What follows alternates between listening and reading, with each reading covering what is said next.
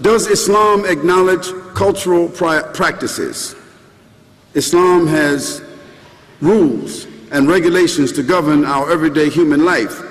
Does it recognize culture? We know that the Sharia talks about being made into tribes to inform one another. Well, the answer to this is that culture is the result of civilization of people. What they eat, what they drink, what they wear, their language, their practices, their values. This is culture. And every group of people have a distinct set of cultures. But they're all human beings, so all their cultures are intertwined.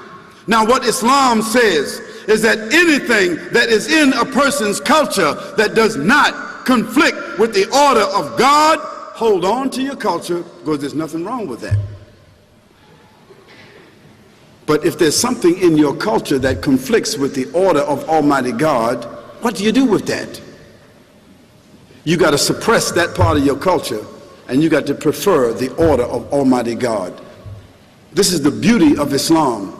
And that's why if you go to China and you visit Chinese Muslims, they got Chinese culture, but they're Chinese Muslims.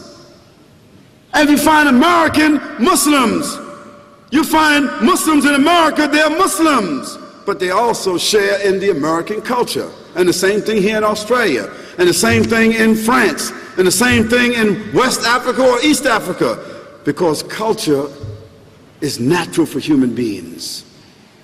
But the guidance of Islam on top of the culture on top of the guidance, that's the issue.